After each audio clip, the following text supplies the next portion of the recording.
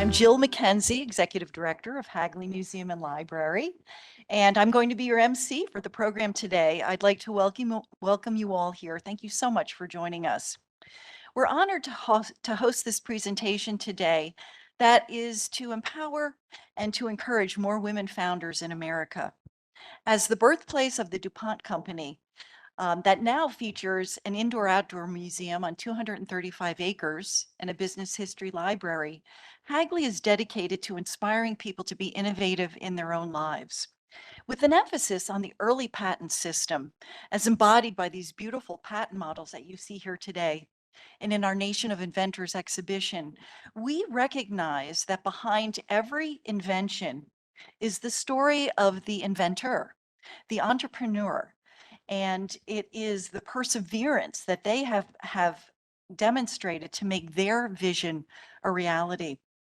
Today, stories of the entrepreneurial spirit and innovation are at the heart of the Hagley experience. And so we encourage you and welcome you, the women entrepreneurs of today and tomorrow, and hope that one day we can share your stories here at Hagley Museum and Library. So thank you for joining us today. Just a few items before we begin. For those of you joining us online, if you get disconnected, please go back to the original link and you can rejoin us. The program is being recorded, so if you miss any part of it, don't worry, because it will be posted online on the USPTO website in just a few weeks. At the end of the presentation today, we will also have time for questions and answers, so please stay with us.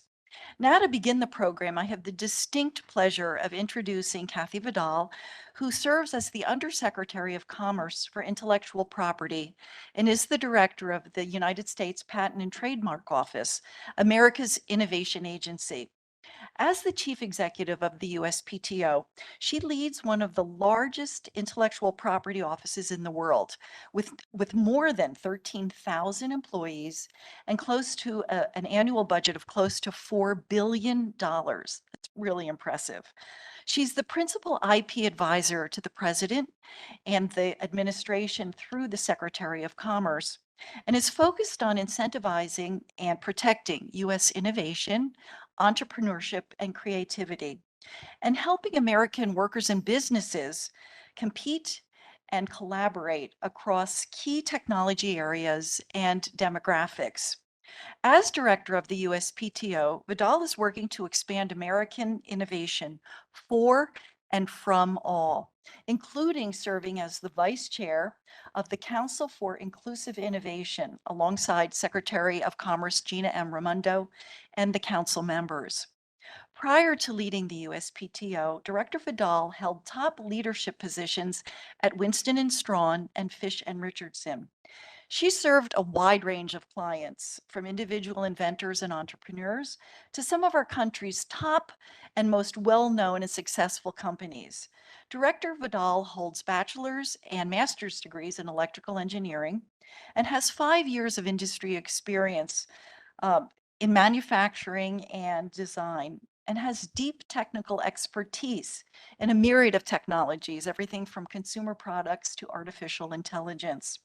In her various roles, Director Vidal has received numerous accolades and created innovative initiatives and programs, and has been recognized as a thought leader and trailblazer. If you'd like to know more about her background, please go to the USPTO website.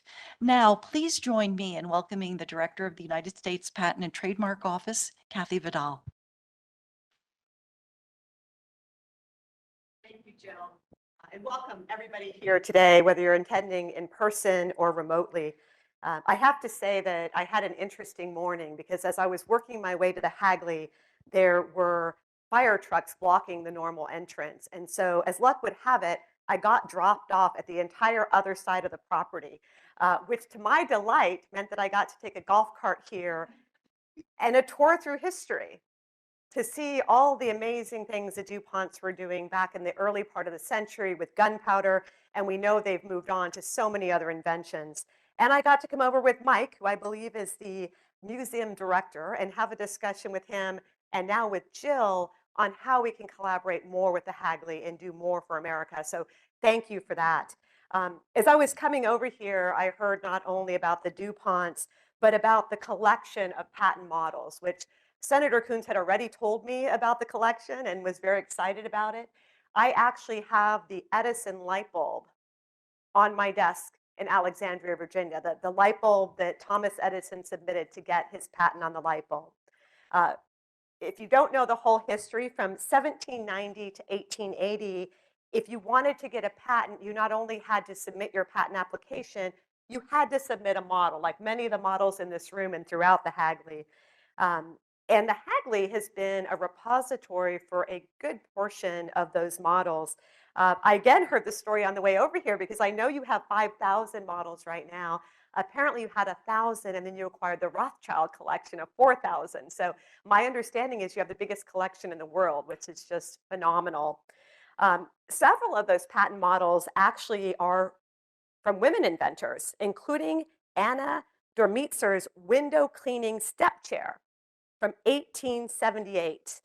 Dormitzer, who immigrated to the United States at the age of 20, held several patents, like many women inventors of her time, and was involved in the women's suffrage movement. One other thing that Mike told me is, more than any other state that we visit, if I ask how many people in the room own patents or have patents, the show of hands will be more than I would ever expect. So I'm going to go ahead and ask that question in the room. Unfortunately, I can't ask it remotely, but does anybody here own a patent?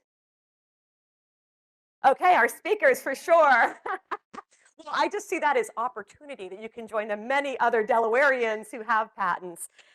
So we're grateful to past innovators who have really paved the path for today's women inventors. And it's great to see their ingenuity on display here at the Hagley. Today, we're going to focus on the future and the next generation of entrepreneurs and inventors. We know all of the different studies that show that entrepreneurs drive economic growth. We know that at the USPTO. We know that across the Department of Commerce.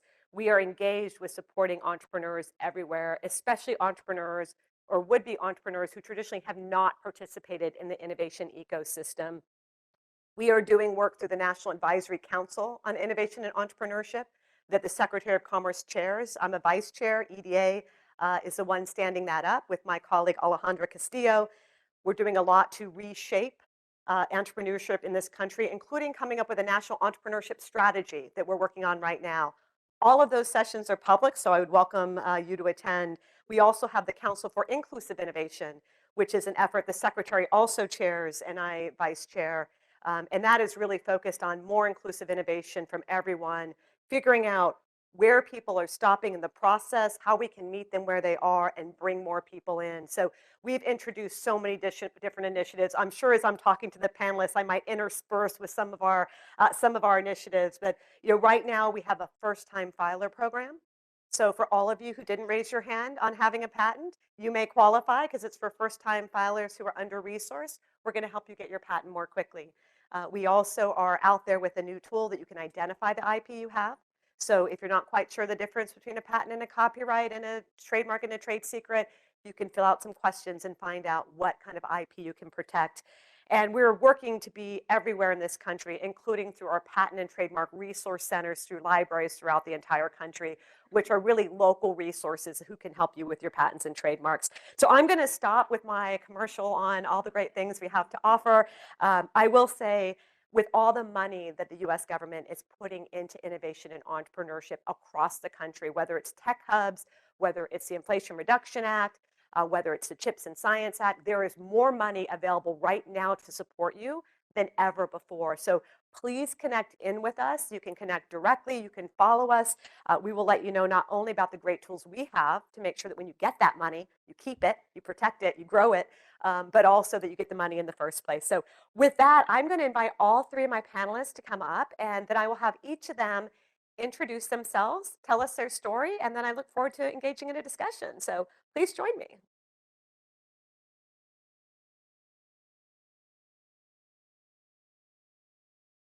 All right, Lakeisha. Ooh, that's loud. My name is Lakeisha Greenway. I'm the founder and CEO of Wearable Tech Ventures. I was fortunate enough to have an angel guide me to the library, so thank you. So I am the leader of a global ecosystem that is focused on developing and promoting wearable technology. And a lot of people say, what is wearable technology? Well, it's a $60 billion plus growing industry. And basically, the phone that you have today is going to be obsolete because wearable technology is going to replace that. So that's just one instance, but wearable technology is also inclusive of the metaverse, medtech, fashion tech, et cetera. So I started this as under the guise of Glam Tech in Baltimore, Maryland, self-funded it. And then when we received our first backing from the Boeing company, we became a 501c3. And we're fortunate enough today to say that we have founders in 4 continents. And we just produced our 2nd annual hackathon, which I'll explain a little bit more, but very, very happy to be here. So let me ask you one question before I move on. I don't know if we can turn that down very, very loud. Usually I don't mind, but what was your eureka moment that really validated you when it came to your entrepreneurship journey? Wow. So I was actually working in the chemical industry with a competitor. I was working for Dow Chemical. And so that's what actually brought me out here to this area. But when, after I went to graduate school and I was working in government or whatnot, I was doing some things with executive coaching, and the eureka moment actually came with the uprising in Baltimore. And I really wanted to make sure that the children, the people of color, could be seen as geniuses. And at that time, I knew Baltimore had a unique history with fashion. And I said, what would happen if we could look at tech? Because at that time, there was no ecosystem of tech in Baltimore. And I actually ran into Beyonce's fashion director, Ty Hunter, in New York. And I said, hey, I want to explore this opportunity of fashion and tech. I said, would you help me? And he said, yes. And he was my first keynote, and he's still a supporter. I love that story. One thing that we hear often is when people do make that ask like you did, so good on you to make that ask. Sometimes you won't get a yes. Right. One of our panelists told me was the next thing to do is say, I realize you can't do it. Who else can? Who can you recommend me to? So just persist if you don't get that yes, but great that you got that yes. Cheryl, tell us about who you are and your journey. And then I'm going to ask you about your eureka moment and let you go ahead and work that in. Absolutely. My name is Cheryl Mosey, and the name of my company is called Minky Blue. But I have a master's degree in electrical engineering, and I was working at Lockheed Martin for a number of years. Left that job and started a nonprofit organization where I help raise money to support low-income single moms and dads and help them pay for their child care so they can graduate for school. And when the economy crashed in 2008, unfortunately, I had to shut my doors to supporting the students. But I'm just blessed that I had the opportunity to award over 500 student parents over $3 million in child care scholarships. So for that eureka moment, a couple of things happened. I would see the moms coming in struggling with their diaper bag, their book bag, and I said, hey, I'm taking the train into the city. I'm carrying my lunch bag, my shoes in a plastic grocery bag, and then putting that bag in a tote bag. You know how we do sometimes. And I was just the bag lady, and that's how we are. And I'm looking around on the train, and I was like, wow, there's a lot of women that's carrying 2 or 3 bags. And I actually went shopping. I wanted to find a bag where I could organize and separate everything so I'm not struggling carrying this bag on this arm and this bag. And I couldn't find anything with this vision that I had. And my vision was to put a shelf in the middle of the bag where I could separate and put my shoes in the bottom of the bag or my lunch and my purse essentials and my laptop in one bag. And so I did some research and there were no shelves in the bag and no convertible shelves in the bag. So that was my eureka moment. And we'll get into all of that later. I love that. And if you had seen me on the golf cart today, I would have been a perfect model for why you need a single bag. I will say, I also worked at Lockheed Martin and have a master's in electrical engineering. So we should talk. Wow. We may have overlapped. Amira, your story and eureka moment. Hello, everybody. My name is Amira Radovich. I am the CEO and founder of Therapy. And in Therapy, our mission is to transform and innovate amputation care and rehabilitation. I started Therapy in 2016 through the University of Delaware Horn Entrepreneurship Program. But I initially came up with the idea in 2014 while I was an undergraduate student at the University of Delaware. I was pursuing a bachelor's degree in biomedical engineering and got the chance to work at a prosthetic clinic. And I get the question of, why did you go into the amputation space? Like, are you an amputee? Do you have any family members that are amputees? And the answer is no. I actually went into the biomedical engineering space because one, my dad is a mechanical engineer, and I'm a civil engineer, and I'm a daddy's girl. So I just wanted to be like my dad, but I knew I didn't want to build bridges and roads. And I love the movie RoboCop and Power Rangers and Inspector Gadget. And so I started learning about mechanical engineering. So I was initially going to go into mechanical engineering, and then I learned about like the prosthetic space. And I found that a path there is going through the biomedical engineering space because you get to really tap into all the engineering field and relate it to the human body. That's really how I got into biomedical engineering. And so I got a chance to work at a prosthetic clinic through a program from the biomedical engineering program called Clinical Immersion. And the goal of that course is basically to work at either a hospital, a clinic, and find clinical unmet needs and come up with a solution. You didn't even have to build a solution, it's just come up with something and then present it at a symposium. And so when I went into the prosthetic clinic, I got to see the really cool like bionic arms and legs and all the cool prosthesis and prosthetics that patients were using, which was cool. But what really caught my attention was the issue of phantom pain, which I had never heard before. So when I was doing my research about the prosthetic space, I was seeing like the Blade Runners, the Paralympians. I was like, this is why I'm in this space. This is the coolest thing ever. But I never saw anything about pain, which is the non-glamorous aspect of the space. And so I would have patients come in and say like, oh, my arm is hurting, my leg is hurting. And I'm just like scratching my head, like, your arm isn't there, your leg isn't there. Like, what exactly is going on? And you heard people really just sharing their story with me, saying that I don't even tell this to my doctor. I don't share this with my family because they think I'm crazy. They tell me like, you're perfectly fine. Your leg isn't there. Your arm isn't there. And that's really what started my journey in trying to figure out, why is this such a big problem? What is currently being done to address the issue?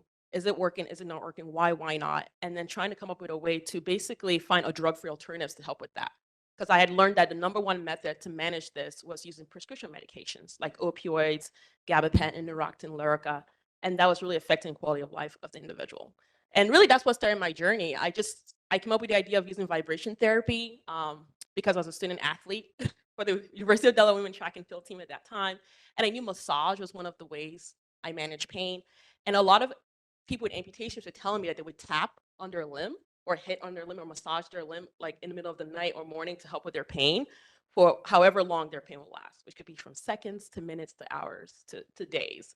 And so I just kind of had this eureka moment of, hey, trying to use vibration therapy might be the path to go. And really, the University of Delaware Horn entrepreneurship really helped me really discover and dive into like discovering the problem, validating the market, building the product, gave me funding to start. And I've been doing it full time since I graduated. Yep. Wow. What a great story. I have to say that before I came into this position, so I'm a data nerd, so I read everything I could on how we can expand the innovation ecosystem. What is the data and science behind it? And one of the studies I loved was about a change that they made in the school system, where initially, and you all may remember this, that if you wanted to talk about innovation in schools and do an experiment, there were two experiments schools did. One was dropping an egg off a building to see if it would survive, and the other was shooting a rocket into the air. Who did that attract? Then a study was done, and they realized that if you change what you're solving for and come up with something empathetic, it would attract everyone. So you were still attracting the boys, but you were attracting so many other people, which is, one of the reasons why we want to expand the innovation ecosystem, in part because just getting more into it means more jobs, higher pay, economic prosperity, but also you're a good example of you're solving for something very empathetic that nobody else was solving for. So kudos to you. Thank you for doing that. I'd like to turn, and maybe I'll start with you and come back down the other way on the topic of mentorship, because we're all here because we want to give back. And more than ever in life, there's so many women who want to give back, who want to mentor, who want to help people.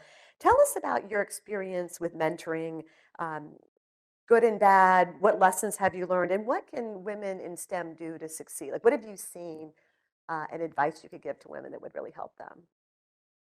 So when I started, a lot of my mentors were men, white males, and they were very understanding of where I was and what I was trying to do. So I was very lucky to have people that were willing to encourage me, especially when I got married and started having children. And I'll be like, "Yeah, I bring my kids with me." They're like, "Oh, we understand. Like, we have children too." Like, it was very for me. It was just I was always scared to like share that. Especially when I like have meetings or I have to meet with them and ask them a question or something like that. But just having people that empathize with you and understand your situation. Obviously, women are more likely to do that because a lot of them have been through that. But I've been very lucky to have like male mentors that have helped me through that. And a lot of my first mentors that I had that really got me to understand what a mentor is and what their roles are supposed to be was through the Horn Entrepreneurship at the University of Delaware. Like everything I knew about entrepreneurship, mentoring was through that program. And they have programs where they even call me back and a few other past entrepreneurs to come back and mentor current entrepreneur students. And I've been more than happy to do that because I know how that has helped me in the future. It has given me encouragement that, you're not the first person to go through this, right? Other people have been through it, having them share their story, their challenges, and then understanding that, okay, they did it this way, I could try it this way or try it another way. I think that has been very encouraging for me. I do a lot of speaking events at high schools, and it's always amazes me how excited, especially the girls and their moms get when I share my story. And you're like, yeah, she did it. Yeah, and she's not that far off from you in age. And, and the girl's like, yeah, if you can do it, I definitely can do it too. Like I had this idea of this I wanted to do, but I was kind of scared and worried. And I always told, when I do share my story, I tell people that, especially like young, like students, whether they're in middle school, high school, college, that I initially, when I started, I was very worried that I did not have the skill resources to build my product. And so I would pitch the idea and hope someone else would take it. Wasn't even trying to patent it. It was just like, hey, try this, it would help. But nobody pursued it. Nobody had the passion, the vision I did. And when I would share that with them, they would say like, okay, so you didn't even think you had the skills to do it, but you went about and doing that anyways. And I show them my prototypes, I tell them my story from the beginning, and that seems to just light them up that, yeah, if you can do it, I can do it as well. Like I don't consider myself a genius, right? And so when I share my story, they can relate. And I think that's why women entrepreneurs are very, very important, especially for young women who want to pursue this or explore this as they're learning about their interests and what they want to do and who they want to help. And I can relate to that because I had a woman, somewhat of a mentor at one point, who told me, "You're giving too much away for free." So, I mean, your example of that, I think a lot of us give things away for free, and having somebody you can talk to say, if you find yourself doing that, if you're in the audience, whether you're here or remotely, if you find yourself doing that, find somebody like this that you can bounce ideas off of. And one last question for you for advice for people, because one thing that I hear is people don't want to bother other people. Like if a woman's a successful entrepreneur, they say, I don't really want to bother her. Can you tell them directly whether they should bother you or not if they have questions? Yes, yes. I'm always willing to help and share my story because me bothering other people is why I was able to get as far as I did. I was always nervous and worried, like I don't want to ask them. Oh, I'm gonna be bothered. They have other important things to do. But really, just getting that courage to just ask. You never know who's gonna connect you to the right person that's gonna take you to the next level. And that's what's been very important. Don't be scared. The worst thing that can happen is someone could say no, and then you just go ask someone else. And as you said, or say, is there someone else I can ask? Make them feel bad. I don't say that.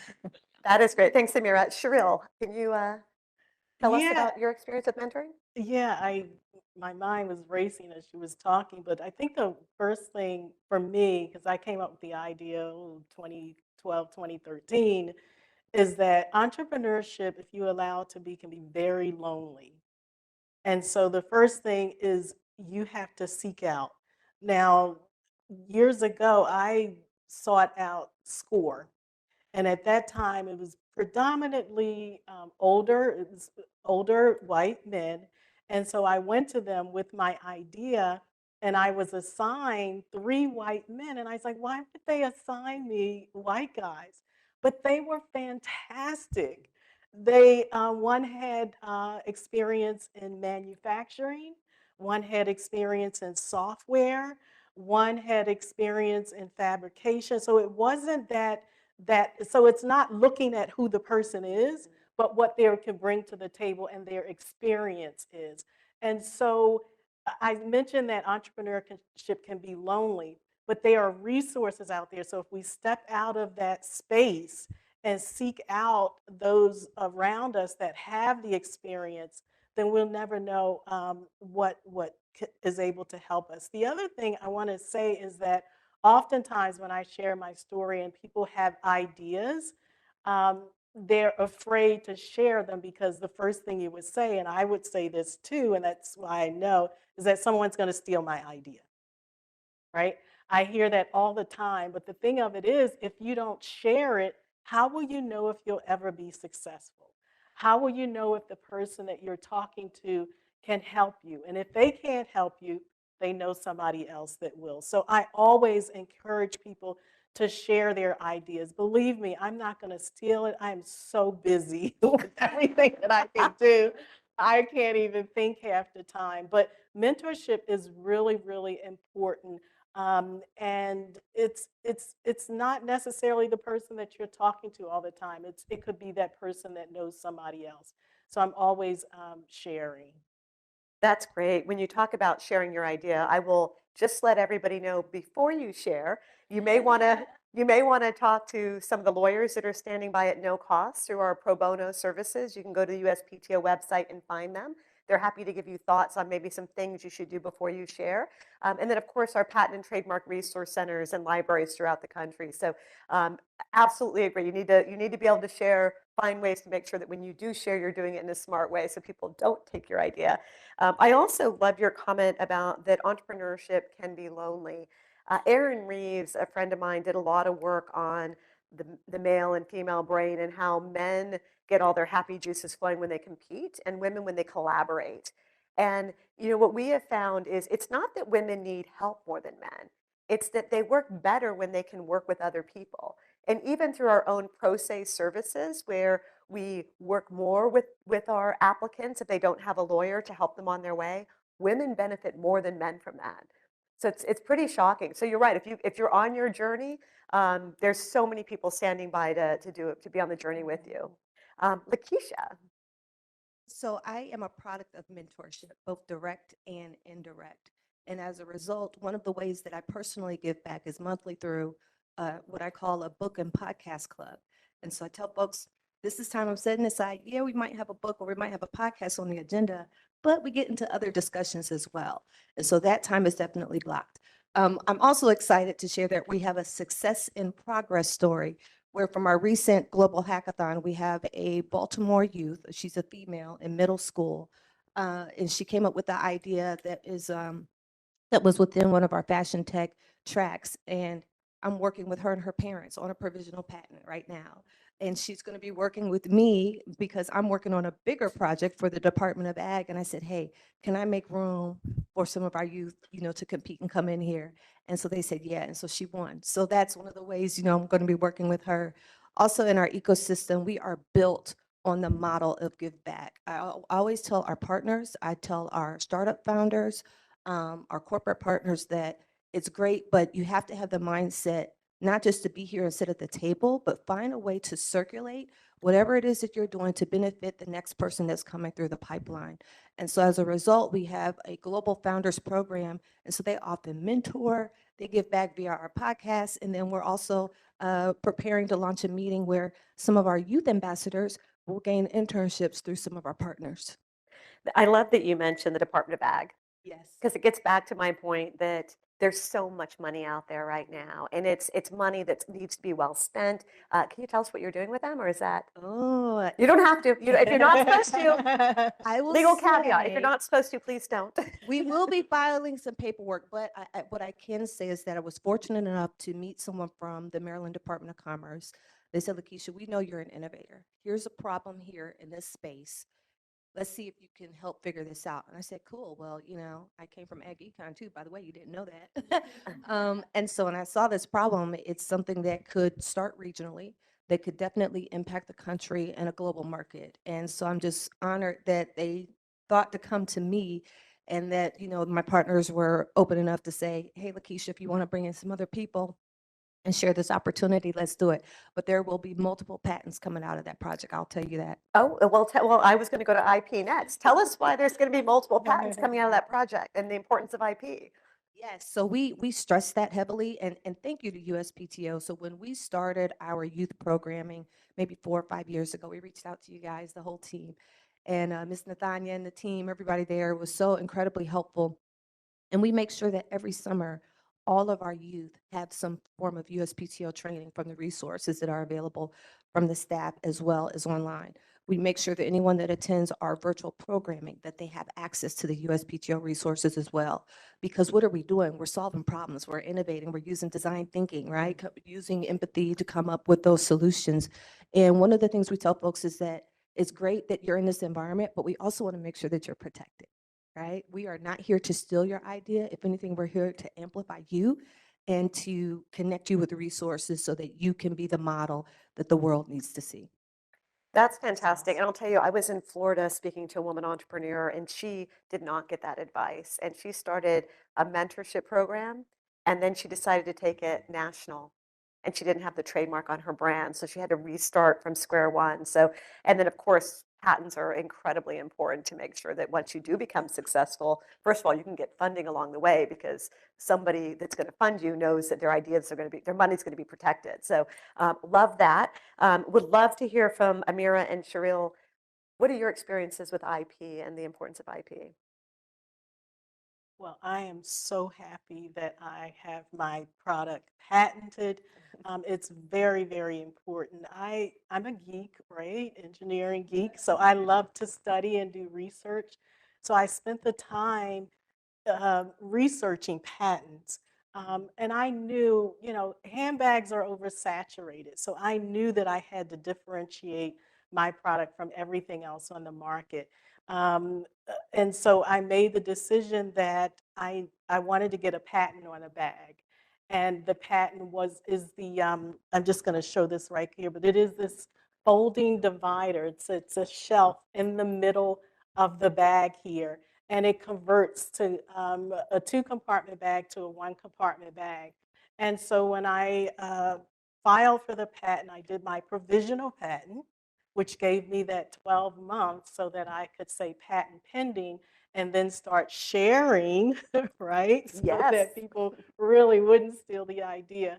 And then filed for the patent in 2013 and was awarded in 2016.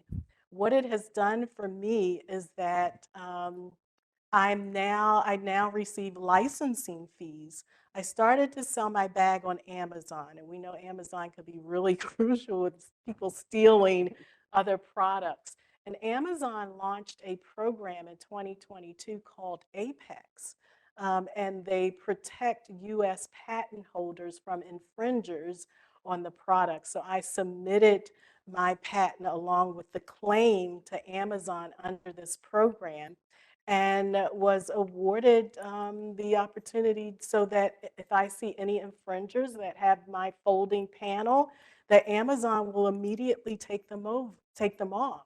Originally, when I saw that, I was like, I want to be the only one selling my bag on Amazon with the folding divider. And I said, wait a minute, let me put this patent to work. I'm going to allow you to sell that bag, but you're going to have to pay me royalties and licensing fees. So I am getting paid for just sitting back, crossing my legs, and collecting some coins from that. So yes, patents, intellectual property are definitely a must. And I also have a trademark on my name as well. Well, and that's great because although we're doing this program for entrepreneurs who may take it, the product through the whole cycle, right? They might invent it, they might then get funding and bring it to market. You can still be successful even if you just get the patent. I mean, you've done both, obviously, but even if you had just gotten the patent, you could sit back and relax and get payment as long as you have a market. So that's fantastic. Amira. Yeah, so when I initially came up with the idea for this, the idea was to use vibration therapy. Like I didn't know exactly what I was going to build yet. And I said, I'm really thankful for the Horn Entrepreneurship at the University of Delaware because they really guided me to meet the right people to get to where I am. As a student, you're very ignorant. You don't really know left from right. You don't know what you don't know, right? And so it was great being part of that program. And so through the Horn Entrepreneurship, I got introduced to my current patent lawyer, Jim Lennon. He was with another law firm, Young and Conway, Stargate and Taylor in Wilmington, Delaware, and now he's in Delvin Law, and I went with him. But he told me about the program through Widener University. It was a patent pro bono program for first-time applicants who were applying for a patent that did not have the funding to do so. So basically lawyers across the country, I think it was across the country or in the East Coast, I can't remember, were volunteering their time to basically help you file your patent if they felt that you had something worth pursuing. So they would do, you would obviously have to do some type of research that these are some of the patents that might be similar to mine, or I couldn't find anything that's similar to mine and they will help you. I went to the University of Delaware's library initially to ask them to help me try and find patents that might be similar to what I was trying to do. And then I took it to Jim Lennon and he basically helped me through this program. And so because of that, I've been working with him since 2015, 16 to file the patent. And we finally got our patent of allowance. So that is good. A lot of back and forth, but he was someone who was really passionate about helping me and helping people like myself. And so being part of that program really helped me. Without that program, I would not have filed a patent. I was not planning to file a patent because one, I didn't even know where to start. But having a program like that really encouraged me to file a patent, and that has helped me really win a lot of pitch competitions. I was able to raise almost $500,000 to get through like pitch competitions and like business competitions to get my product to market to where it is right now. And so that has been very, very helpful. Patent is very important, if anything, at least with raising money, being able to pitch your ideas. And you know, the first question they always ask, do you have a patent? He says, yeah, I have a patent pending, right? Just saying you have a patent pending is like, okay, good enough for a lot of investors. So that was very, very helpful. That's a great story. And I will say that we do have those pro bono resources, not just, so we have every region of the country has a pro bono group that we work with that has resources available. You can find that on our website, but universities as well, both for patents and trademarks. So definitely check it out because all those resources are available to people who need them. And I will note on the provisional patent application, if you don't know, if you're under-resourced, it costs less than $100 to file that. It's really inexpensive. You don't need a lot of lawyering. It's always helpful to go find a lawyer to make sure you have all the disclosure in there. But you're right. Once you get that on file, you can share your ideas because you've already put your mark in the sand. So thanks for sharing that about, and you can mark your patent. You can say patent pending, which is phenomenal for funding and as we've heard for so many different things. Lakeisha, so you are leading an initiative to support 100 wearable startups led by women and underrepresented founders by 2030. What unique challenges are women founders facing and what resources are available to them? Wow, that's loaded. Well, one, just being in this space. So I came as a non-traditional founder. And the word ecosystem didn't become popular until maybe the past 18 months. I was saying ecosystem before then. So imagine here I am, this unicorn, saying, yeah, I want to do something wearable tech. First thing people's like, what is wearable tech? Yeah, you're not an engineer. And what's ecosystem? Oh, and you're really reaching around the world. I'm like, do you know who I am? So one of the other challenges was, in addition to credibility, was getting people to hear you, right? And so I worked incredibly hard to bring companies along so that they can learn about us. And at our most recent event, we have an annual programming. We had representation, of course, backing from the Boeing company.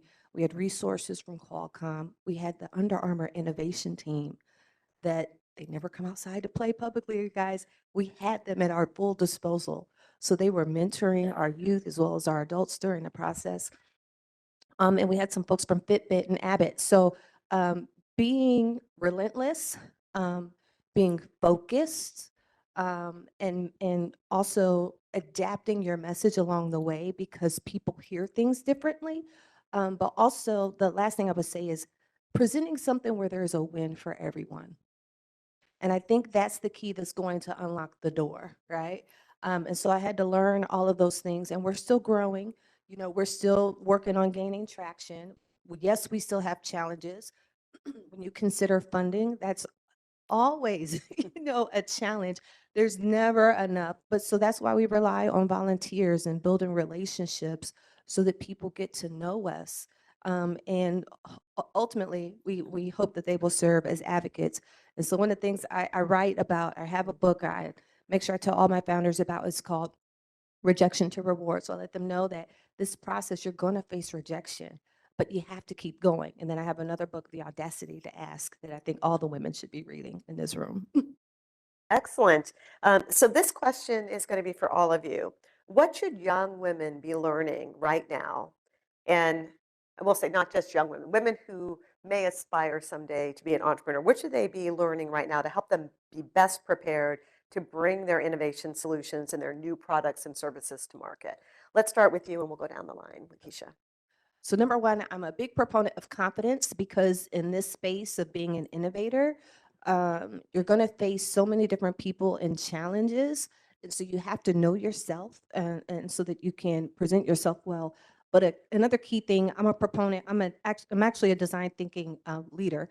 And so I teach workshops. Design thinking is key, because if you can grasp design thinking, that's half of the problem. Most people that are successful utilize design thinking. And so the other thing I would say is just making sure that you know how to build relationships, because at the end of the day, even though we're doing innovation and technology, it really doesn't move without people. So that's fantastic. I always talk about relationships too, because if you're in the room, if you come to our sessions, get to know each other. You're all on the same journey and you may need each other. On confidence and design thinking, are there resources you would point people to? Some of my own. Sorry to tell you. I was not trying to bait you on that, but just. I mean, people are like, you do so much. I'm like, because my ecosystem needs it. And so I have to document this stuff, right? So if you go to lakeishagreenway.com, you can see my book, the first one, 40 Days to Unshakable Self-Confidence. But then also design thinking. I have some workshops that I teach, and you can find some of those resources as well on my work, on my website, where we can share those things. But then there's also many like TED Talks, things that people can get like right now, that just discusses the concept of confidence. I remember there was a lady that talked about the superwoman pose, right? Just some of those things, they really matter. So I would just say, well, in addition to these potential resources, people have to stay thirsty.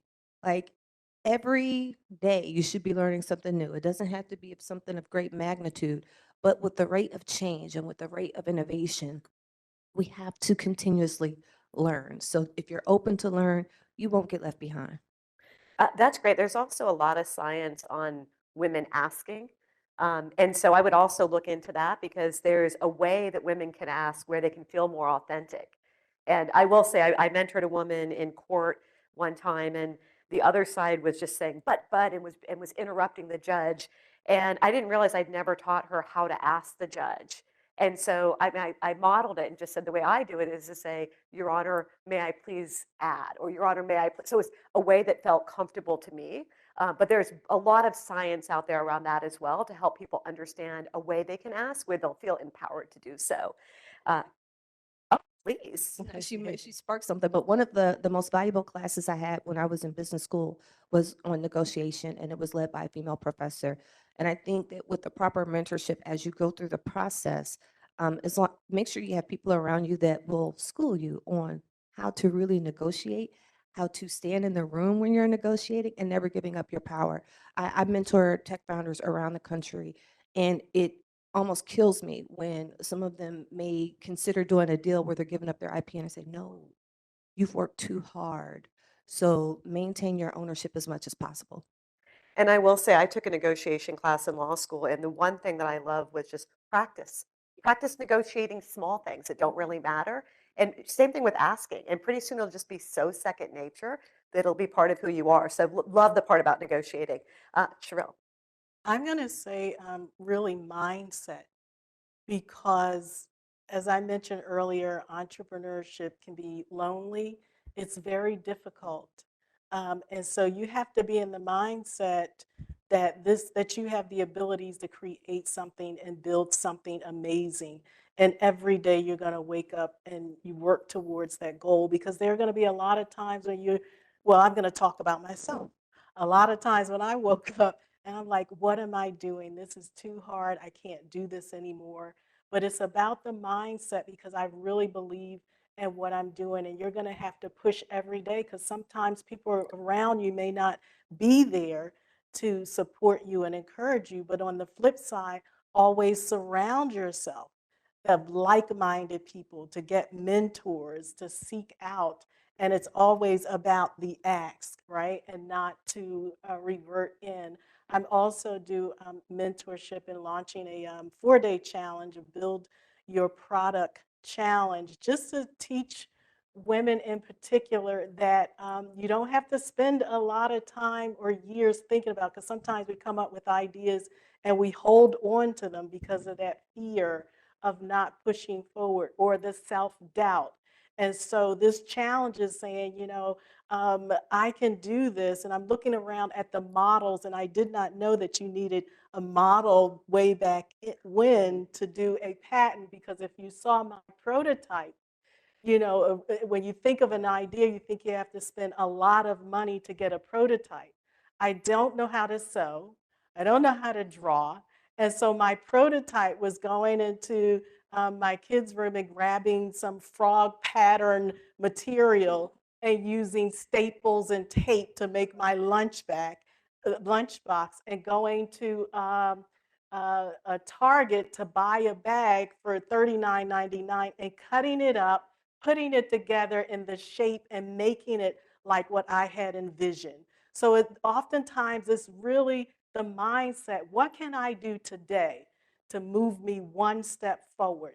It's not about spending the money right away. It's about the research. It's about looking around your house to build your own prototype because you have that idea. And think about the things that you can do today and not allow the fear and the doubt to hold you back. And I hope that was helpful for somebody that has an idea out there. That's great. So I'm going to get to mindset in a second, but I do want to let everybody know you no longer need to do a patent model. So I did mention that these are from the past. Sometimes people think that maybe like you didn't need to do that prototype. No. Like it's great if you're trying to attract funding, but you could have just sketched it out on the back of a napkin, had somebody create a little picture for you, and that's all you need to file Yeah, for a no, patent that was the today. way that I had brought it Yes. to life. That Yes. was my way of bringing it to life. And the mindset, it again reminds me when I got dropped off in the wrong place, because if you're an entrepreneur, you're going to hit roadblocks like Yeah. that, right? And I always think there's a reason for it, right? As it was, I now have a deeper relationship with the Hagley because I had a great conversation on the golf cart. So had I just come here, I wouldn't have had that. And I hear from so many entrepreneurs that you can feel dejected if somebody doesn't give you funding, and later you realize, wow, I wouldn't want to be a partner with that group. So no's are not necessarily the worst thing, that it's just Right. a little bit of a jungle gym, and just be persistent. Absolutely. Love that. Amira. I want to echo exactly what you said. So what I learned in entrepreneur school. So I have a master's in entrepreneurship and design, true to horn entrepreneurship again. But one thing I learned is like, creating an MVP, minimal viable product, like prototyping is very important. As you said, even if it's sketching a napkin, that is a form of prototyping. When I present to young entrepreneurs, I usually tell them, like, you don't have to have money. You don't have to do anything flashy. What I did is I bought socks from Amazon, went to the fashion department, which I didn't even know existed in my university, had them sew pockets for me, and got some motors and 9-volt batteries off of Amazon and put in the pockets and took it to my pitch competition. And that really helped. I think that actually played a big role in me getting the funding that I did, because people were able to really see physically what I was trying to do. So that was very important. So I think learning to prototype is something that is very important. And you don't have to have funding to do so. You can get tape, staples, popsicle stick, whatever it is, sketch on a computer, 3D model, whatever you want to do, Legos, any way you want to do to present your idea. That's important. Another thing I would encourage young entrepreneurs or girls who are looking to pursue entrepreneurship, even men who are looking to pursue entrepreneurship, is learning to speak. You don't have to be an orator. One thing I had a big difficulty was when I first started with like my pitch competition presenting. And the first time I had to do a presentation and pitch my idea was in the symposium, which was with other students. So it wasn't too bad. But then when I had to pitch in front of entrepreneurs, seasoned entrepreneurs, like shaking in my boots, can't get my words out. But after so many practices, pitching at different pitch competitions, I think that helped me a lot with being nervous, public speaking. So I think that's very, very important. You don't really know how important that is till you have to present your idea in front of an audience, especially a large audience. So that's definitely something I would say that it's very important that young girls learn to present and pitch their ideas. And I love that you mentioned men as well, because we have men attending this all the time. Like we shaped it around women because we know there are particular challenges women face, but we're really here to support everybody. So really glad you mentioned that. So I just want to pause to see if we have any questions from the audience before I ask another question. Have any come in? Do we have any from the room? If not, I have more questions to ask. If you are online, oh, we've got one question here. If you are online, you're then welcome to submit your question, and we will make sure we ask it. And can you say who you are, please, before you ask a question? Hi, I'm Christina Catalano. I just joined the Office of Economic Innovation and Partnerships at the University of Delaware. So Horn, I've been hearing a lot about that. Not really involved completely yet with that, but really learning. And I have an IP background and a molecular biology background before that. But speaking to self-confidence, I have a 17-year-old daughter myself. And I know there are workshops, I know there are mentors, but do you have any advice on even starting at home? How do you help build your daughter's self-confidence so that when they are in a room of chemical engineers or in a course that are predominantly men, they feel confident to ask the questions and don't start out with things such as, this is a stupid question, but I'm going to ask it anyway. Things such as that. I find myself even doing that now at 45. But how do you raise that? How do you cultivate that and start that, even at home? Well, one of the things I've seen some people do, and by the way, this is a wonderful question, and thank you for being so vulnerable. One of the things I've seen some people do is when their kids might want something for their birthday or for a particular holiday, they might have them prepare a presentation and explain what it is that they want and justify it. And I believe that activity builds a couple of things. One, public speaking helps you to think strategically, helps you to go for the ask, and helps you to really think things through critically, right? So I think by incorporating some of those things, yeah, your kid might be like, why am I doing this? Just give it to me. But but I think it will definitely help. Another thing I think that we often don't talk about in this arena when we funding, right? So is there a way that you can challenge your child to develop a monthly budget, right? Whether they're going out to eat or having food brought in, and then share that budget and be accountable for it on a quarterly basis. Because if they're going down the path of entrepreneurship and if there's going to be investors, at some point they're going to have to be transparent with those financials. So I think those are just, two skills there. The last thing I would say is just, I got this tip from one of my investment groups, and we were challenged to do something to make yourself feel pretty every day. And so whether that is wearing your hair a different way, wearing an accessory or whatnot, I would just challenge your child to do something that makes them feel good every day and just ask them, what was that? And are you going to repeat it? I would just add from the perspective of all of you who have some sort of a leadership position that there's so much we can do in our environments, including when we have meetings, making it very clear that, that we need to give space to people to talk, because usually what happens is a question gets asked and somebody immediately jumps in, and we're not really creating the space for people who are thinking a little bit more about how to speak up. Also amplifying. So if there's a woman in the room who seems timid, amplify. I love, so-and-so's idea. And then also raising that, like, oh, I'd like to hear from, like, if you see somebody who wants to speak, but you feel like they're being overspoken, just raise that. Like, I see Lakeisha, I think Lakeisha has some good points here. I think based on her background, I'd love to hear what she has to say on this. So I just think there's so much we can do not only at home, but in all of our work environments to create that space that everybody can be their best selves and contribute. Other questions? All right, I've got a question for each of you, and given the timing, this might be somewhat of a rapid fire question. What is something you wish you had known when you were in the process of building your business? If you went back in time, what do you wish you had known that you can communicate to the audience? Grant writing.